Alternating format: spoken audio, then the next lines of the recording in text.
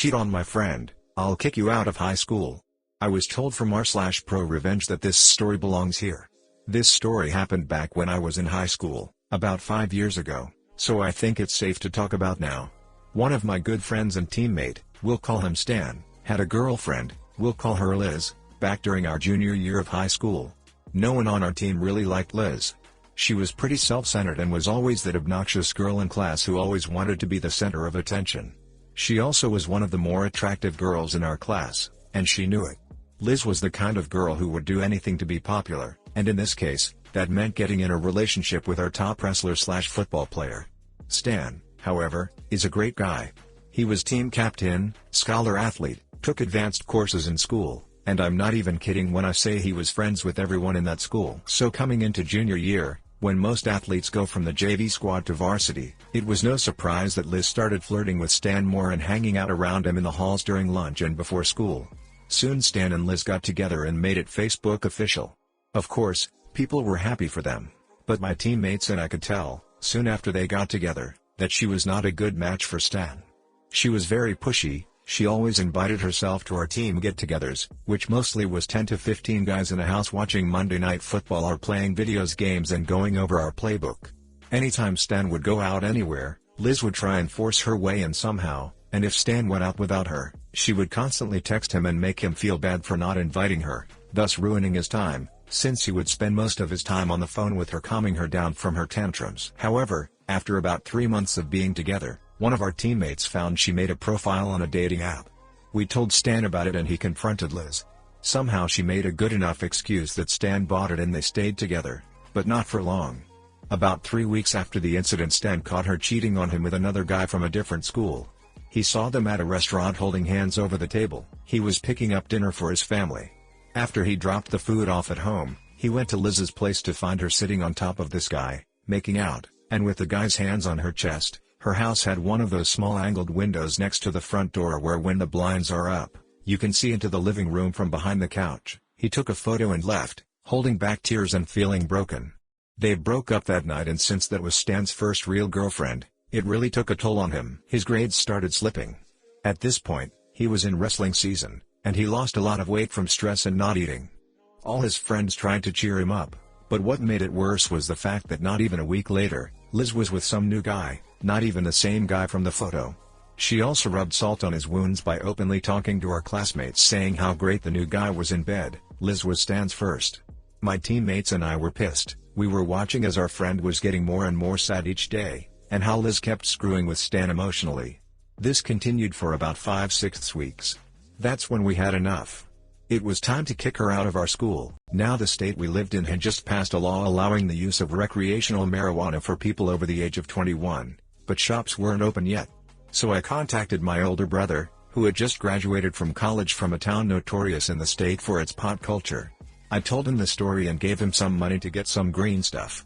Our plan was to stash the green stuff in her locker, then have one of our female friends anonymously leave a tip to the office saying Liz was smoking in the bathroom stalls. No one ever really used their locker in school, but since Stan and Liz were together, they did the clique couples thing where they shared a locker since her locker was in the middle of the school. What I didn't expect was my friend wanting to pitch in, and also leave in her locker a couple of his doctor-prescribed Addy pills. We were young and didn't know the serious charges that could come from that. We just knew it wasn't legal for her to have those if she wasn't prescribed them. So, we took the green stuff and pills, and one day after the last class let out, when she was by her locker putting her textbooks away, we distracted her and I tucked the goodie bag behind one of her bottom textbooks and shifted the top book against the back of the locker so you couldn't see it unless you pulled out the top textbook and looked in the bottom back corner of the locker. We did this during the day because our school had cameras in the hallways, and we thought it would look suspicious if someone who wasn't Liz opened up the locker. Our friend later after school called the office making the tip. Now since the school knew that pot had just become legal, they had a zero-tolerance policy with medication and alcohol. The following Monday before school started, we watched as the student resource officer came in with a canine and proceeded to sniff out all the lockers in the school. They marked each locker that the canine sat in front of, and locked them so you couldn't open them, even if you took the padlock off. I think there was a total of 6 or 7 lockers marked, but it didn't matter to us. The green stuff that was in Liz's locker was so strong that you could smell it just by walking past it down the hall. Later we heard that during first period, the officer came into Liz's class and pulled her out. We're guessing she had to open the locker in front of him and let him search. Of course, he found the baggie, but what we later heard was that she even failed a medication test. She must have smoked prior to the incident. She was charged with a juvenile felony because of the pills and green stuff and was expelled. She tried to blame Stan, saying that they shared a locker earlier in the year, but with his great track record in school, and the fact that he offered to take a medication test, which he of course passed, they didn't believe it for a second. Liz went on to rant about the situation on Facebook, blaming the school for an invasion of privacy. Liz had to spend the rest of her high school classes at one of the district's remedial high schools, the type with stricter teachers and metal detectors and pat-downs as you enter. The following senior year, Stan went on to have one of his best years. He graduated with honors, got accepted into his dream college, and won Male Athlete of the Year. Meanwhile, Liz still showed up to her high school's away football and basketball games so she could hang out with her friends, but during the summer, right after graduation, Liz came out on social media saying she was 5 months pregnant. She must have gotten knocked up right before graduation. Stan has now graduated with his degree and was able to travel this last summer with his girlfriend around parts of Asia. Meanwhile, Liz is dealing with the struggle of being a single parent, working full-time as a receptionist for a clinic, and still living at home with her parents. TLDR, cheat on my friend, I'll plant green stuff and pills in your locker and get you expelled. Edit, since most people believe the revenge was too severe, allow me to show you how I see it. We wanted to get her in trouble in order to make her leave the school, and it worked. But, it only worked because she failed the medication test. If she was clean, she would have been cited by the school, maybe suspended for possession, but not expelled, because she failed the medication test. Not our fault she chose to smoke in her life. She had to attend a remedial high school, which she graduated from, and had just as many, if not more opportunities to attend college, explained in comments.